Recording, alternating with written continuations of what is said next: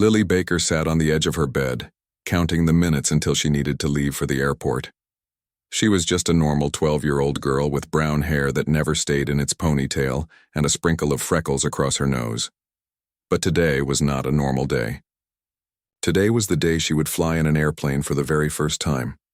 Lily lived in a small town called Riverdale, Ohio, where most exciting things happened to other people in other places. Her parents, Susan and John Baker, had saved money for 3 years to afford this trip to California to visit Grandma Rose. Lily's father worked at the local hardware store, and her mother taught second grade at Riverdale Elementary. They were not rich people, but they were good at saving for important things. "Lily, are you packed?" her mother called from downstairs. "We need to leave in 30 minutes. Lily looked at her suitcase. She had packed and repacked it 4 times already. But there was one more thing she needed. She reached under her bed and pulled out a worn book with a blue cover. The Complete Guide to Modern Aircraft was not a book most 12-year-old girls would read, but Lily was not most 12-year-old girls. Since she was 7, Lily had been fascinated by airplanes. It started when her class took a field trip to a small airport. While the other kids were bored by the tour guide's talk about safety regulations, Lily had asked so many questions that the pilot had given her his card and told her to write to him if she wanted to know more. 5 years and 23 letters later, Lily knew more about planes than most adults. She put the book in her backpack and zipped it up. She wasn't supposed to bring extra things, but this wasn't extra. This was important. The ride to the airport took 2 hours. Lily's stomach felt like it had butterflies having a dance party inside. She wasn't scared of flying, she was excited. She knew exactly what type of plane they would be on. A Boeing 737-800, one of the most common passenger planes in the world. She knew it could fly at 41,000 feet and reach speeds of 583 miles per hour. And most importantly, she knew it was one of the safest planes ever built. When they finally arrived at the airport, everything was bigger and louder than Lily had imagined. People rushed in all directions, rolling suitcases behind them. Announcements echoed through the big open spaces. Lily held her mother's hand as they waited in line to check their bags. "Are you nervous?" her father asked, noticing how quiet she had become. Lily shook her head. "I'm listening," she said, and she was. While most people heard noise at the airport, Lily heard patterns. The rumble of suitcase wheels on smooth floors, the beep of scanners at security, and in the distance, through the big windows, the powerful sound of jet engines. After they checked their bags and got through security, they found their gate and sat down to wait. Lily's parents bought sandwiches, but Lily was too excited to eat. Instead, she stood by the window, watching planes take off and land. "That's an Airbus A320, she whispered to herself as a white and blue plane touched down on the runway. "And that one's a Boeing 777, she added as another, larger plane taxied toward a gate. Time passed quickly as she watched the planes, and soon it was time to board. Lily's hands were sweaty as she gave her boarding pass to the gate agent. The woman smiled at her. "First flight?" she asked. Lily nodded. "You're going to love it," the woman said. They walked down a long tunnel that connected the airport to the plane. Lily could feel the excitement building in her chest. This was it. She was about to fly. The inside of the plane was narrower than she had expected. She followed her parents down the aisle, counting rows until they found their seats. Lily got the window seat, of course. Her parents had promised her that months ago. As other passengers filled the plane, Lily watched out her small window. Ground crew in bright yellow vests loaded luggage into the belly of the plane. A fuel truck drove away after filling the tanks. Everything was just like she had read about. Then she heard something. At first it was very faint, a ticking sound followed by a soft whine. It came and went, almost too quiet to notice, but Lily noticed. She frowned and pressed her ear against the wall of the plane. There it was again. Tick, tick, whine. Pause. Tick, tick, whine.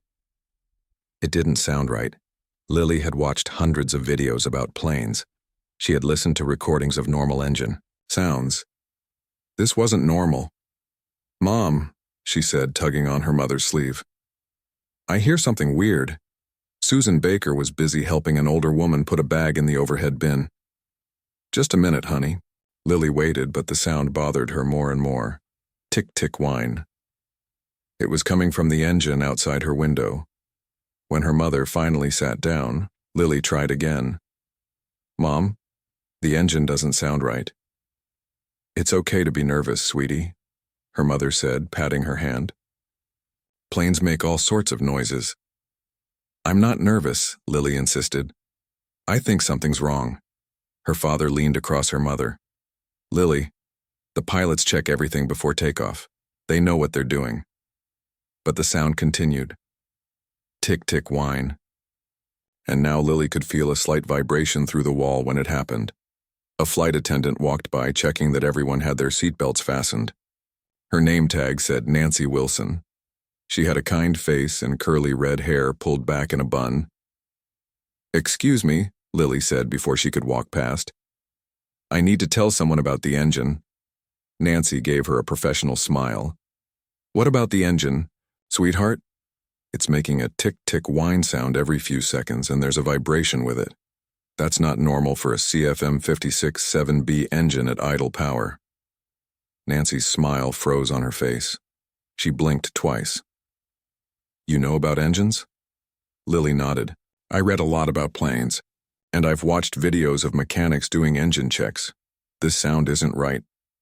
Most adults would have patted her head and moved on. Most would have thought she was making things up or just nervous. But Nancy Wilson had been flying for 15 years, and she had learned one important lesson. Unusual situations sometimes come in unusual packages. "Tell you what," Nancy said, kneeling down so she was at Lily's eye level. "I'm going to tell the captain what you heard. It's probably nothing, but it's always better to check, right?" Lily nodded seriously. "Right." Nancy disappeared into the cockpit at the front of the plane. Lily's parents exchanged looks over her head. "Lily, you shouldn't bother the flight attendants with—" her father began, but then Nancy was back, with a tall man in a pilot's uniform. "This is Captain Miller," Nancy said. "He'd like to hear what you heard."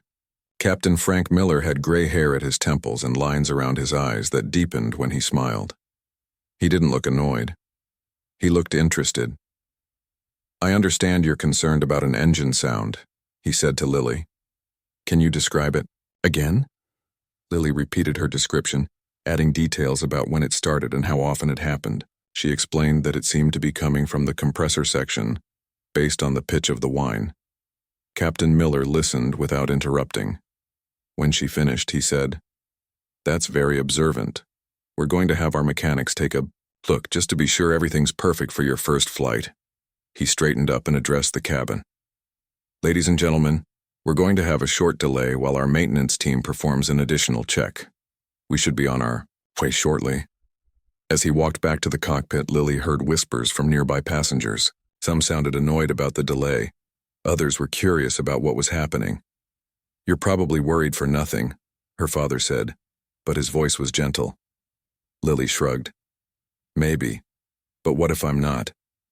20 minutes passed, then 30. Some passengers began to grumble about the wait. Lily stared out the window, watching as two mechanics in blue coveralls examined the engine. They used flashlights and mirrors on long handles to look deep inside. Finally, Captain Miller's voice came over the speakers. "Ladies and gentlemen, our maintenance team has discovered a small issue that needs to be addressed before we can depart. We're going to have you deplane and move to another aircraft at Gate B12. We apologize for the inconvenience, but your safety is our top priority." As they gathered their things to exit the plane, Nancy Wilson stopped by their row. "The captain wanted me to tell you," she said to Lily, "that you were absolutely right. There was a problem with a fuel line fitting. It could have caused a serious issue once we were in the air." Lily felt a strange mix of feelings. She was glad she had spoken up, but also a little scared, thinking about what might have happened if she hadn't. As they walked toward their new gate, Lily's parents were unusually quiet. Finally, her father put his arm around her shoulders and gave her a sideways hug. "You know what?" he said. "I think I need to start listening to you more carefully." Lily smiled up at him. "Does this mean I can get a subscription to Aviation Weekly?" Her Parents laughed, the tension breaking. What none of them knew was that a woman named Linda Harris had been sitting 3 rows behind them. Linda was a reporter for a national news website, and she had heard every word of Lily's conversation with the captain. The new plane waited at gate B12. It looked exactly like the first one to Lily, but she knew it was different. Each plane had its own special number painted on the tail. This one ended with 427. Lily remembered such details. The other passengers seemed annoyed about the delay. They checked their watches and frowned at their phones. Some muttered about missed connections. Lily felt bad about causing trouble, but she also felt sure she had done the right thing. "Don't worry about them," her mother said, noticing Lily's worried face. Better safe than sorry. They boarded the new plane and found their seats. This time Lily listened carefully to the engine sounds. Everything seemed normal. No tick-tick whine, no strange vibrations, just the steady hum of a healthy engine. As they waited for takeoff, a man in a dark blue uniform came down the aisle. He wore a badge that said Bill Thompson, Chief Mechanic. He stopped at their row. "Are you Lily Baker?" he asked. Lily nodded, suddenly shy. "I wanted to meet the young lady who saved us a lot of trouble today," he said. "My team found a loose fuel line fitting in the engine you pointed out. It was very hard to spot." "How did you know something was wrong?" "I just listened," Lily said. "It didn't sound right." Bill Thompson smiled. "Well, you have a good ear. That loose fitting could have gotten worse during the flight. We might have had to make an emergency landing or worse." He didn't say what worse meant, but Lily could guess. She had read about engine failures. Sometimes planes could fly with one engine, but it was always dangerous. "Thank you," she said. "No, thank you," Bill replied. He reached into his pocket and pulled out a small pin shaped like wings. "This is for you. It's what we give to new mechanics when they finish training. I'd say you've earned it." He pinned it to Lily's shirt, nodded to her parents, and walked away. "Look at that," her father said proudly. "My daughter the hero." Lily blushed and looked out the window. She didn't feel like a hero. She just felt like herself. Soon the plane was rushing down the runway. Lily's stomach did a flip as they lifted into the air. The ground fell away below them, houses and cars turning into tiny toys. Clouds surrounded them, and then they were above them, flying in a perfect blue sky with a sea of white below. It was the most amazing thing Lily had ever seen. For a while, she forgot all about engine sounds and fuel lines. She just watched the world change through her small window. The flight to California took 4 hours. Lily read her airplane book for a while, then fell asleep with her head against the window. She dreamed of flying, not in a plane, but with her own wings, soaring through the clouds. When they landed in California, Grandma Rose was waiting for them. She was small and round with silver hair and the same brown eyes as Lily. She hugged each of them tightly. "How was your first flight?" she asked Lily. Lily's parents exchanged looks. "It was interesting," her mother said. "Lily actually—" "Mom," Lily interrupted. "Can we just go to Grandma's house? I'm tired." She didn't want to talk about what happened. She didn't want Grandma to worry or make a big deal about it. She just wanted to enjoy her vacation. They drove to Grandma Rose's house in her old blue car. It was different from Ohio here. Palm trees lined the streets and the air smelled like flowers and salt from the ocean. Grandma's house was small, but had a big backyard with an orange tree and a hammock hung between 2 tall posts. After dinner, Lily helped wash the dishes while her parents and Grandma sat on the porch drinking coffee. "So what really happened on that plane?" Grandma asked them quietly. She thought Lily couldn't hear, but the kitchen window was open. Lily's father told the story. He made it sound more dramatic than it was, saying things like, "If it wasn't for Lily's quick thinking," and "the mechanic said it could have been catastrophic." Lily dried the last plate and put it away. She didn't like hearing her father talk like that. It made her stomach feel tight and nervous. She went outside to the backyard and climbed into the hammock. The evening air was warm, and stars were beginning to appear in the sky. She tried to find the constellations she knew, Orion's Belt and the Big Dipper. Looking at the stars made her feel small, but in a good way. Inside the house, the adults were still talking. Through the open window, Lily could hear her mother's voice. The funny thing is, the delay meant we missed the bad weather. The pilot said the first hour would have been very bumpy if we'd left on time. That's our Lily, Grandma Rose said. Always been a special girl. Lily closed her eyes. She didn't feel special. She just noticed things that others didn't sometimes. The next morning, Lily woke up to the smell of pancakes. She followed the smell to the kitchen, where Grandma Rose was flipping golden circles on a griddle. "Good morning, sleepyhead," Grandma said. "Your parents went for a walk on the beach. They'll be back soon." Lily sat at the table and poured syrup on her pancakes. Grandma Rose turned on a small TV that sat on the counter. The local news was on, and in other news, the TV announcer said, a potential disaster was averted yesterday at Newark International Airport when a 12-year-old girl noticed a mechanical problem with an aircraft engine before takeoff. Lily's fork stopped halfway to her mouth. On the screen was a picture of the airport they had left from yesterday. According to sources at the airline, the young passenger identified an unusual sound coming from the engine that led mechanics to discover a serious fuel line defect. Aviation experts say this type of problem could have led to engine failure during flight. Grandma Rose turned to stare at Lily. "Is that you they're talking about?" Lily nodded slowly, her pancakes forgotten. The news showed a picture of a plane, like the one they had been on. Then it cut to a woman with short black hair standing outside the airport. "This is Linda Harris reporting. Airline officials have not released the name of the young passenger, but witnesses say she demonstrated remarkable knowledge of aircraft engines. The airline has confirmed that the plane was taken out of service for repairs after the issue was discovered." The reporter continued, "I was actually on that flight, and I can tell you that without this girl's intervention, we might be reporting a very different story today. The chief mechanic later told me it was a 1 in a million catch that their regular inspections had missed." The TV showed a man in a blue uniform. It was Bill Thompson, the mechanic who had given Lily the pin. "In my 20 years as an aircraft mechanic, I've never seen anything like it," he said to the camera. "This young lady has a future in aviation if she wants it. She heard something that our sophisticated equipment didn't catch." Grandma Rose grabbed the phone. "I need to call your parents right now." While Grandma dialed, Lily sat in shock. She hadn't expected to be on the news.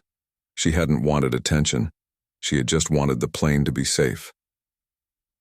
By the time her parents rushed back to the house, 3 other news stations were showing the story.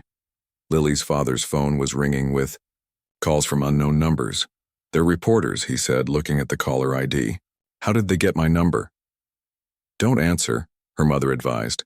"They'll just want to interview Lily, and she doesn't need that pressure." Lily felt relieved. She didn't want to talk to reporters or be on TV. She just wanted to enjoy her vacation with her family. But as the day went on, more calls came in. Neighbors back in Ohio called to say they had seen Lily on the national news. Her father's boss called. Her mother's principal called. Everyone wanted to talk about what Lily had done. By evening, they had stopped answering the phone altogether. Lily's parents took her to the beach to get away from the calls. They built a sandcastle and collected shells. For a few hours, things felt normal again. When they returned to Grandma's house, the sun was setting. They were laughing about a seagull that had stolen their picnic sandwich when they saw the black car parked in front of the house. A man in a dark suit stood by the car. Next to him was a woman holding a folder. They both looked very serious. "Are you the Baker family?" the woman asked as they approached. Lily's father stepped in front of Lily protectively. "Who wants to know?" The man reached into his pocket and pulled out an identification card. "My name is Agent Peter Kelly. This is Agent Diane Foster. We're from the White House Office of Public Engagement." Lily's mother gasped. "The White House? As in, where the president lives?" Agent Foster nodded. "We need to speak with you about your daughter, Lily. The president has taken a personal interest in her story." Lily stood frozen beside her parents. The White House agents waited patiently by their black car. The evening sun made long shadows across Grandma Rose's front yard. For a moment, no one spoke. "The president?" Lily's father finally said. His voice sounded strange, like he couldn't get enough air. "Our president? Of the United States?" Agent Foster nodded. "Yes, sir. May we come inside? We have some things to discuss with your family." Grandma Rose appeared at the door. "What's going on out here?" she called. When she saw the agents, her eyes went wide. "Who are these people?" "They're from the White House, Mom," Lily's mother said in a shaky voice. "They want to talk to us about Lily." Grandma Rose hurried down the front steps, surprisingly quick for her age. "Well, don't keep them standing out here in the heat. Come in, come in." Inside, they all sat in Grandma's living room. Lily perched on the edge of the sofa between her parents. The agent sat across from them in matching armchairs. Agent Kelly placed his briefcase on the coffee table. "First, let me say that what you did was quite remarkable, Lily," Agent Foster said with a kind smile. "The president was very impressed when he heard about it." Lily couldn't believe what she was hearing. The president knew her name, had heard about what she did. It seemed impossible. "How did the president find out?" her father asked.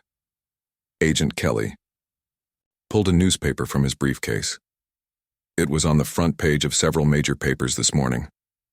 He handed the newspaper to Lily's father. There it was in big black letters. "Child hero prevents potential air disaster." Below the headline was a picture of their plane from yesterday.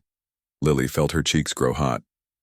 "The story went viral online," Agent Foster explained. "The White House press office brought it to the president's attention during his morning briefing. He was particularly interested because he has been promoting a new youth leadership initiative." Agent Kelly opened his briefcase again and took out an official-looking envelope with a gold seal. "The president would like to invite Lily and her family to the White House to be recognized for her quick thinking and bravery." He handed the envelope to Lily. Her name was written on the front in beautiful handwriting. The paper felt thick and expensive.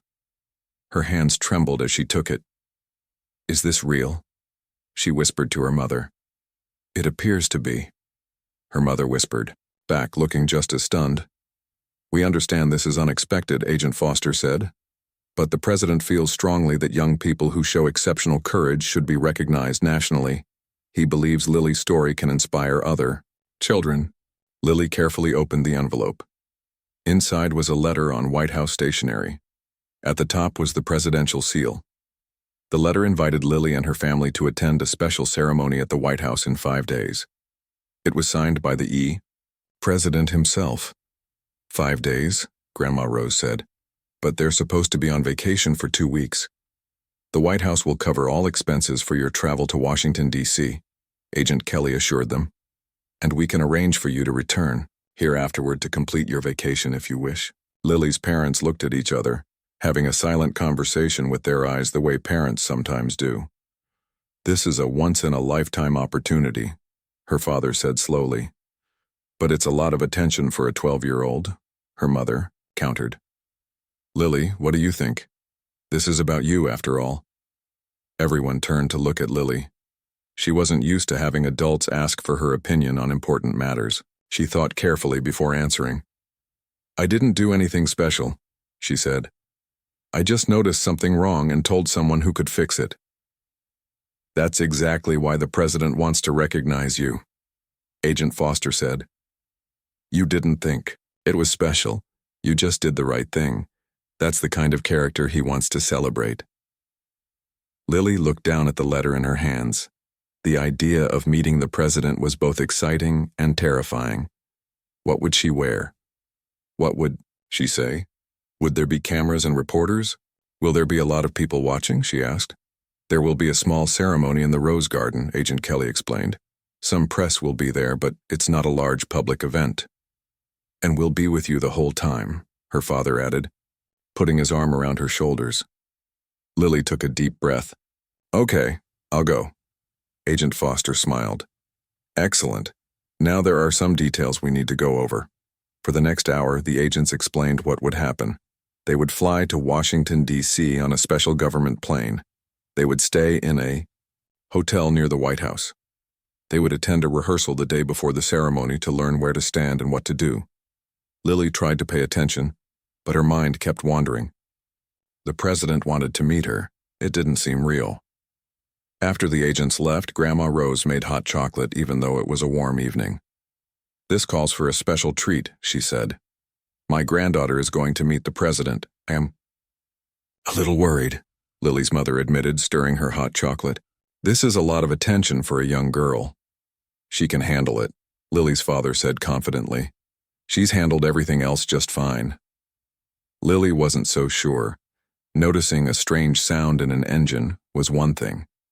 Meeting the President of the United States was something else entirely. That night, Lily couldn't sleep. She lay in the guest bed in Grandma's house, watching shadows move across the ceiling as cars passed by outside. What if she said something stupid in front of the President? What if she tripped and fell during the ceremony? What if she froze and couldn't speak at all? She must have fallen asleep eventually, because the next thing she knew, sunlight was streaming through the window and she could smell coffee brewing. In the kitchen, her parents and Grandma Rose were talking in low voices. They stopped when she came in. "Good morning, sweetheart," her mother said, a little too brightly. "How did you sleep?" "Okay," Lily lied. She poured herself a glass of orange juice. "What were you talking about?" The adults exchanged glances. "We were discussing the news," her father said finally. "Your story has gotten even bigger." He showed her his tablet.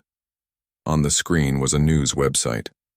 The headline read, "12-year-old hero to be honored at White House." Below it was a picture of Lily from last Christmas, standing in front of their tree in her new sweater. She was smiling at the camera, holding the model airplane her parents had given her. "How did they get my picture?" she asked, alarmed. "We think someone from back home must have shared it," her mother said. "Maybe from the school website or one of my social media accounts." Lily scrolled down the page. There were quotes from Bill Thompson, the chief mechanic. There were statements from the airline about their commitment to passenger safety and how they valued the vigilance of all passengers. There was even a quote from her science teacher in Ohio, calling her an exceptionally observant student. At the bottom of the article was a comment section.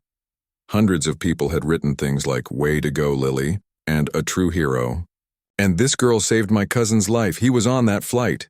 It was too much. Lily handed the tablet back to her father. "I don't want to read anymore." "That's probably wise," Grandma Rose said. "Now who wants pancakes?" After breakfast, Lily went out to the backyard and lay in the hammock. She tried to read her airplane book, but she couldn't focus. Her mind kept jumping ahead to the White House, to meeting the president, to standing in front of cameras and people. Her mother came out and sat on the edge of the hammock. "Are you okay?" Lily shrugged. "I guess." "You know, you don't have to do this if you don't want to," her mother said. "We can call those agents back and tell them you've changed your mind." Lily thought about it. Part of her wanted to do exactly that. But another part remembered what Agent Foster had said about inspiring other children. "What if there's another kid like me?" she said slowly. "Someone who notices things but is afraid to speak up? Maybe if they see me getting recognized for it, they'll be brave too." Her mother smiled, her eyes looking suspiciously wet. "When did you get so wise?" "I've always been wise," Lily said. "You just haven't been listening." Her mother laughed and ruffled her hair. "Well, I'm listening now, and I'm very proud of you." For the rest of the day, Lily's family tried to keep things normal. They went to the beach again. They played board games. They avoided looking at the news or answering the phone. But nothing felt normal anymore. Everything had changed. In 4 more days, Lily Baker from Riverdale, Ohio, would be standing in the White House Rose Garden, meeting the President of the United States. And she had no idea what she was going to say to him. The next few days passed in a blur for Lily. Agent Foster called every day to check in and update them on the plans. Lily's mother took her shopping for a new dress to wear to the White House. They chose a simple blue one with short sleeves and a white collar. Lily thought it made her look older than 12, which seemed like a good thing for meeting the president. Grandma Rose insisted on buying Lily new shoes to match the dress. My granddaughter's not going to the White House in scuffed sneakers, she declared. The shiny blue shoes were pretty but pinched Lily's toes. She practiced walking in them in Grandma's living room, trying not to wobble. On the morning of their third day in California, Lily was playing in the backyard. She had found a stick that was just the right length and weight to be a pretend airplane. She zoomed it through the air, making engine noises with her mouth. Lily, her mother's voice, called from the house. She sounded strange, almost panicky. Lily, come inside right away. Lily dropped her stick and ran to the house. Had something happened? Was the White House visit canceled? She found her mother standing in the kitchen, her face pale. Lily's father was beside her, looking equally shocked. Grandma Rose sat at the table, her hand over her mouth. What's wrong? Lily asked, fear rising in her chest. Her mother pointed to the phone on the counter. The White House is on the line. The president wants to speak with you. Lily felt like all the air had been sucked from the room. The president? Now? On the phone? Her father nodded. They said he saw another news story about you this morning and wanted to speak with you personally before the ceremony. Lily's legs felt wobbly. She hadn't prepared for this. She had been practicing what to say at the ceremony, but not for a surprise phone call. Her mother picked up the phone and held it out to her. Don't keep him waiting, honey. With shaking hands, Lily took the phone. Hello? Her voice came out as a squeak. Hello? Is this Lily Baker? The voice on the other end was deep and warm. It sounded exactly like the president did on TV. Yes, sir, Lily managed to say. Lily, this is the President of the United States. I hope I'm not interrupting your vacation. No, sir, Lily said. She couldn't believe this was really happening. I was just playing in the yard, the president chuckled. Well, I'm sorry to take you away from your play. I just wanted to call and personally thank you for what you did on that airplane. You showed remarkable awareness and courage. Thank you, sir, Lily said. She was starting to feel a little less nervous. The president sounded like a normal person, not scary at all. But I didn't really do anything special. That's where you're wrong, Lily, the president said. What you did was extraordinary. Do you know how many people would have ignored that sound or been too shy to speak up? Lily hadn't thought about it that way. I guess a lot of people might not say anything. Exactly, the president said. But you did, and because of that, a plane full of people arrived safely at their destinations, including a congressman from Ohio who was on that flight, by the way. He's the one who brought your story to my attention. Again this morning. A congressman was on our plane? Lily was surprised. She hadn't noticed anyone who looked important. Yes, and he's very grateful to you. We all are. The president paused for a moment. Lily, I have a surprise for you. I know you're scheduled to come to the White House in a few days, but I'd like to make a change to those plans. How would you feel about coming tomorrow instead? Lily's heart skipped a beat. Tomorrow? But we're not ready yet. I haven't practiced. What to say or... Don't worry about any of that. The president interrupted gently. This won't be a formal ceremony anymore. I have something different in mind. Something I think you'll enjoy more. What is it? Lily couldn't imagine what the president might be planning. It's a surprise, he said. But I promise it will be amazing. Can you trust me on this? Lily looked at her parents who were watching her anxiously. She covered the phone with her hand. He wants us to come tomorrow instead. He says he has a surprise. Her parents looked startled, but nodded their agreement. Okay, sir, Lily said into the phone. We can come tomorrow. Excellent. The president sounded genuinely pleased. Agent Foster will call you with the new arrangements within the hour. I look forward to meeting you tomorrow, Lily Baker. Too, sir, Lily said. I look forward to meeting you too. After a few more words, the call ended. Lily handed the phone back to her mother, feeling dazed. The president just called me, she said, as if saying it aloud might make it seem more real. The actual president. What did he say? Grandma Rose asked eagerly. Lily told them about the call and the change of plans. He didn't tell me what the surprise is. Well, we'd better start packing, her father said. If we're leaving tomorrow, we have a lot to do. They spent the rest of the day in a flurry of activity. Agent Foster called as promised and explained that a car would pick them up at 6 cows the next morning to take them to a private airfield. From there, they would fly directly to Washington, D.C. What about our return tickets to Ohio? Lily's mother asked. All taken care of, Agent Foster assured her. New tickets will be provided for your trip home from D.C. Grandma Rose was disappointed that she couldn't come with them. The invitation is only for immediate family, Agent Foster explained. But the president has arranged for a live video feed so your grandmother can watch. That night, Lily could barely sleep. Her mind was too full of questions. What was the surprise? Why had the president changed their plans? Would there still be reporters and cameras? When her mother came to wake her at 5 a.m., Lily was already dressed in her new blue outfit. Her hair was brushed neatly, and she wore the wing pin that Bill Thompson had given her. You look beautiful, her mother said, and very grown up. Lily didn't feel grown up. She felt like a little girl playing dress-up, but she smiled and tried to look confident. They ate a quick breakfast with Grandma Rose, who fussed over them and took pictures with her phone. I'll be watching on the video feed, she promised as they said goodbye. Make me proud. The black car arrived exactly at 6 arc. The driver was not Agent Foster or Agent Kelly, but a new person who introduced himself as Agent Martin. He loaded their bags into the trunk while Lily hugged Grandma Rose one more time. The ride to the airfield took 30 minutes. Lily watched the sun rise over the California hills, painting the sky pink and gold. It reminded her of looking out the airplane window when they had first taken off from Ohio, before all this began. At the airfield, a small white plane waited for them. It had the presidential seal on the side, though Agent Martin explained it wasn't Air Force One. This is just a transport plane for special guests of the White House, he said. Inside, the plane was nicer than the commercial one they had flown on before. The seats were large and comfortable, covered in soft leather. There was plenty of room to stretch out their legs. This is how I want to fly all the time, Lily's father joked as he settled into his seat.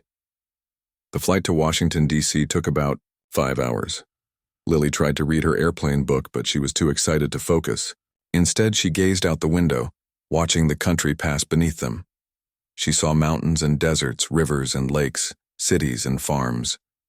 America looked different from up here, like a giant patchwork quilt in shades of green and brown and blue.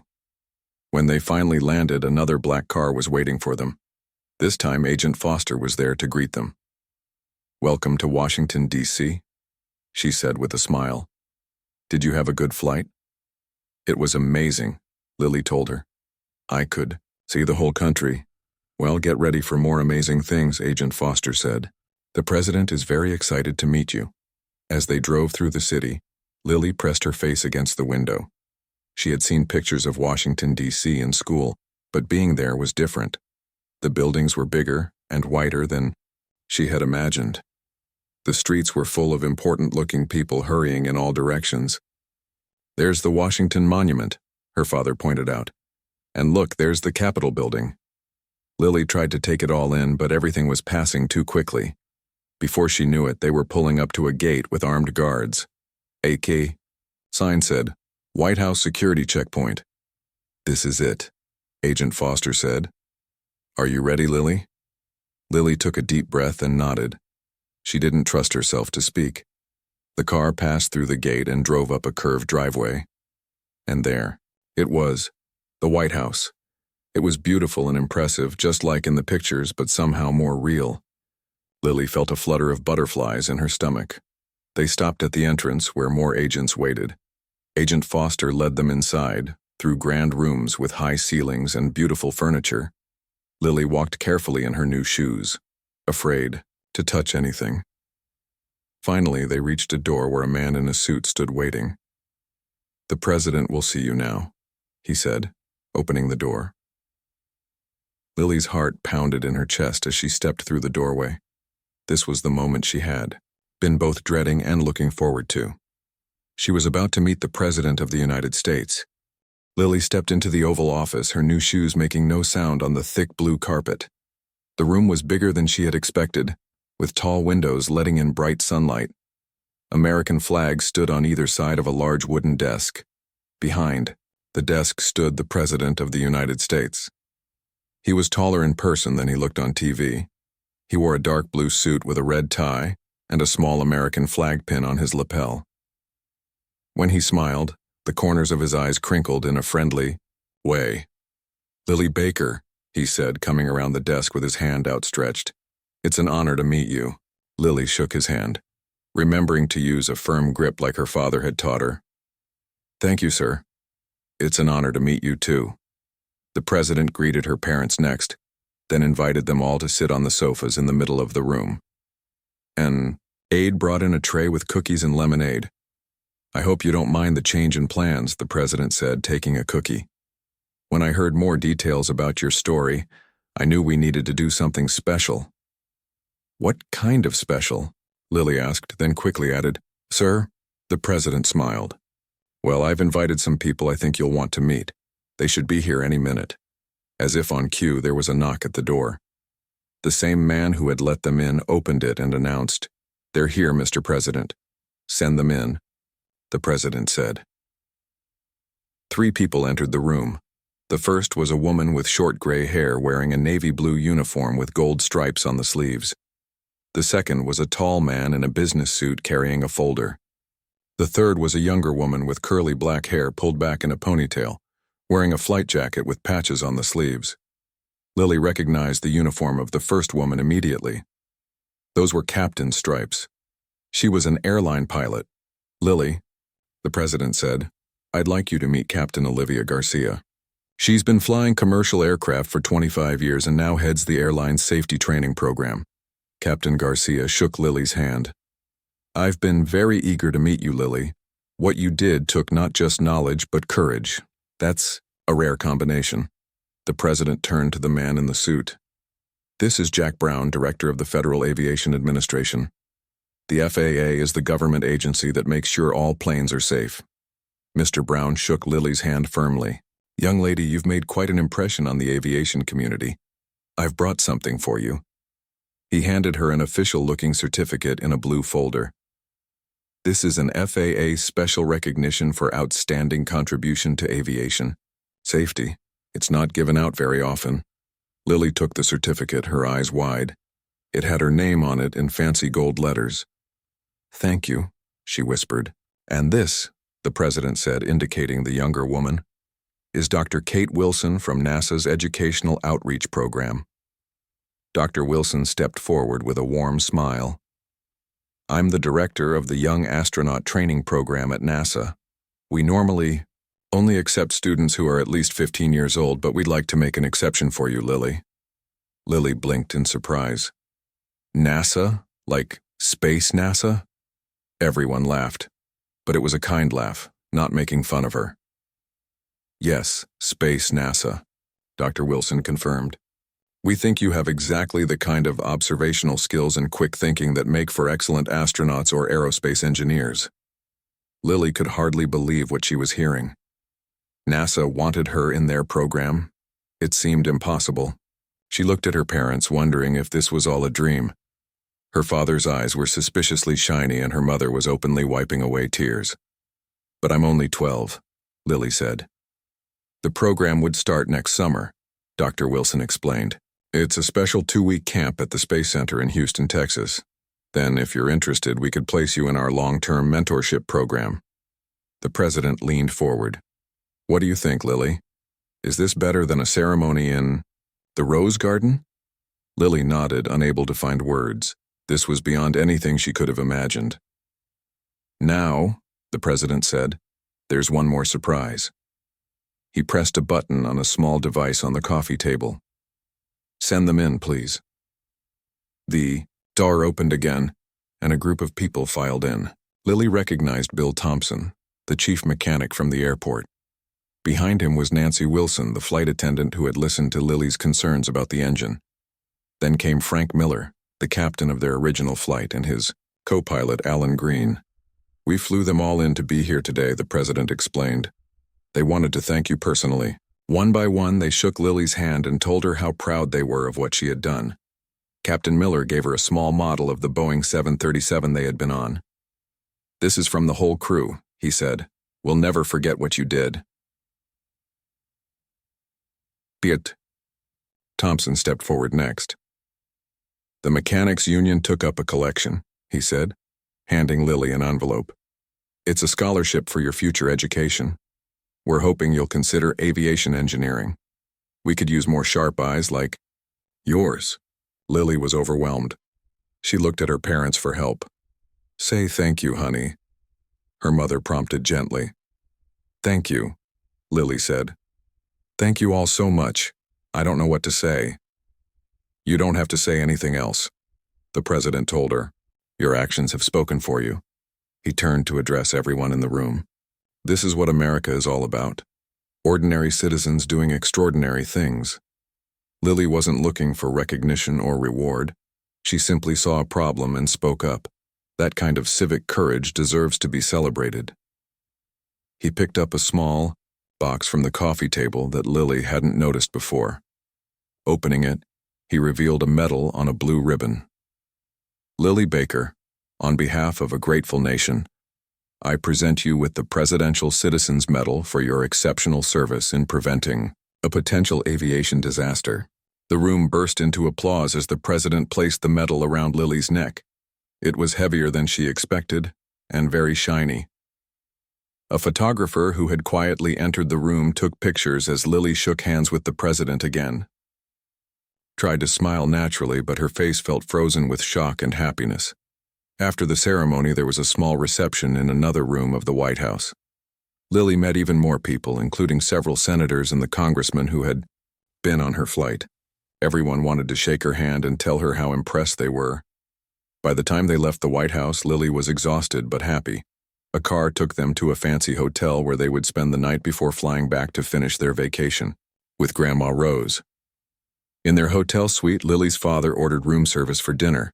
While they waited for the food to arrive, Lily sat by the window looking out at the Washington Monument lit up against the night sky. "How do you feel?" her mother asked, sitting beside her. Lily thought about it. Happy. Tired. Weird. Weird. How?